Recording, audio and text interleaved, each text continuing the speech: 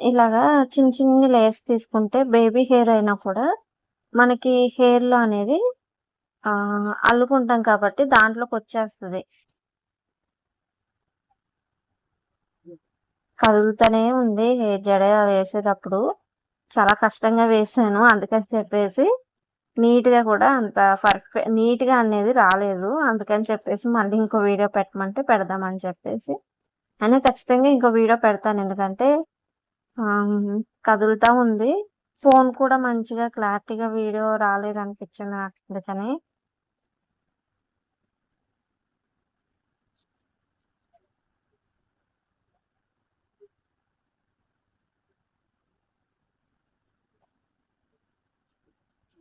చిన్న పిల్లలు కాబట్టి మనం ఇలాంటి హెయిర్ స్టైల్స్ కానీ, ఫ్రెంచ్ హెయిర్ స్టైల్స్ కానీ, ఇలాంటి హెయిర్ స్టైల్స్ వేసుకున్నప్పుడు బాగా టైట్ అనేది చేయకండి. లూజ్‌గా వేయండి.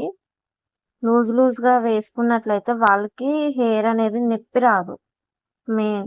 మనం టైట్‌గా బిగించేసామనుకోండి, తర్వాత అది వాళ్ళకి హెయిర్ అంతా పట్టేసినట్టు, బిగబట్టినట్టు కొంచెం పెయినొస్తది. అందుకని చెప్పేసి వాళ్ళకి కొంచెం హెయిర్ స్టైల్ అంతా వేసేసినా కానీ కొంచెం లూజ్ చేయండి హెయిర్ అనేది. వాళ్ళకి కూడా ఫ్రీగా ఉంటది. అంత నొప్పిగా అనిపించదు.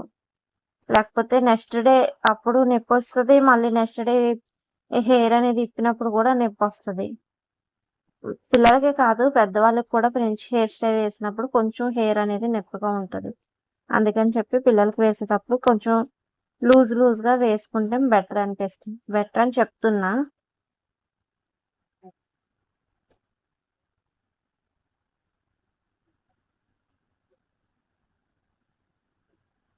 చూసారు కదండీ! పైనుంచి అలా చిన్ని లేయర్స్ తీసుకోవడం వల్ల అలా వచ్చింది. వీడియో గనక నచ్చినట్లయితే ప్లీజ్ షేర్ చేయడం మట్టికి మర్చిపోకండి అస్సలు. ఏదన్నా వీడియో చేయాలన్నా కానీ కామెంట్ చేయండి.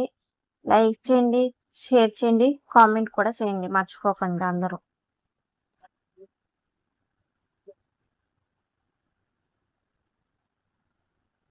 దీన్ని కూడా బ్యాక్ సైడ్ హెయిర్ కూడా ఈత పాయల కిందే అల్లుతున్నాను. కానీ ఎక్కువ పాయలు తీసుకున్నా బాగా సన్నంగా తీసుకోలే పాయలనేవి. సన్నంగా తీసుకున్నట్లయితే బాగా లేయర్స్ కింద కనిపిస్తది.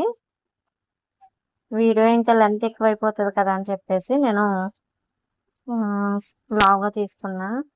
చూడండి ఫైనల్‌గా హెయిర్ స్టైల్ అయితే.